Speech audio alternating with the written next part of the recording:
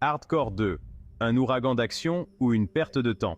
Bonjour à tous les amateurs de films d'action. Aujourd'hui, nous nous plongeons dans l'univers de Hardcore 2, un film qui promet de l'action frénétique et des montées d'adrénaline. Mais a-t-il visé juste? C'est ce que nous allons découvrir. Commençons par l'intrigue. Wes Baylor, un ancien combattant de MMA rongé par la culpabilité après avoir accidentellement tué un adversaire sur le ring, décide de fuir ses démons en Thaïlande. 6 mois plus tard, on lui promet une fortune pour l'attirer en Birmanie, mais il devient la proie d'un jeu mortel organisé par le redoutable Aldrich. Armé uniquement de ses compétences de combat et de l'aide d'une villageoise nommée Ta, Baylor doit traverser une jungle hostile et survivre à un affrontement avec des chasseurs expérimentés. Cela vous rappelle quelque chose? Oui, l'intrigue ressemble beaucoup à celle du film original Hardcore, mais avec une nouvelle tournure. Parlons maintenant de la réalisation du film.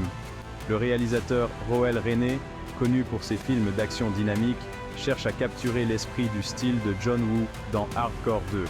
Attendez-vous à des fusillades au ralenti et même à une poursuite en hélicoptère. Le film a été tourné en Thaïlande avec un calendrier serré et un budget limité, ce qui lui confère un certain réalisme.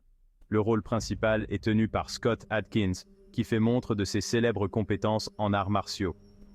Au départ hésitant, il a finalement relevé le défi et a réalisé un travail physique incroyable.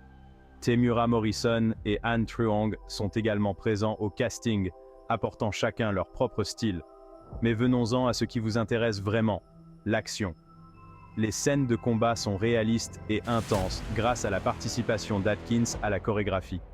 La bande originale du film, composée par Trevor Morris et Jack Wall, intensifie l'atmosphère de suspense. Malgré quelques défis logistiques pendant le tournage, l'équipe a réussi à créer un film d'action visuellement impressionnant. Parlons maintenant de la sortie du film et de la réaction du public. Hardcore 2 est sorti sur les plateformes numériques, notamment en DVD, Blu-ray et sur Netflix, en septembre 2016.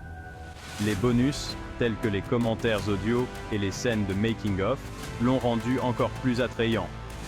Le film a reçu des critiques mitigées, mais a trouvé son public parmi les amateurs de films d'action. Les critiques étaient divisées. Certains ont salué les scènes d'action et la performance d'Atkins, tandis que d'autres ont trouvé l'intrigue et le développement des personnages faibles.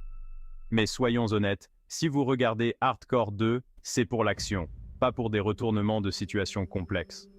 Sur le plan financier, le film n'a pas été un succès, mais grâce à sa disponibilité sur les plateformes de streaming, il a été vu par des spectateurs du monde entier. En fin de compte, Hardcore 2 n'a peut-être pas atteint le statut de film culte de son prédécesseur, mais il offre un voyage dynamique et riche en adrénaline aux amateurs du genre.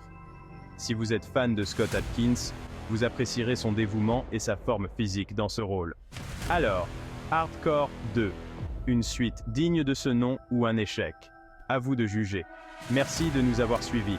N'oubliez pas de liker, de commenter et de vous abonner à la chaîne pour ne pas manquer les prochaines critiques de films d'action. À bientôt!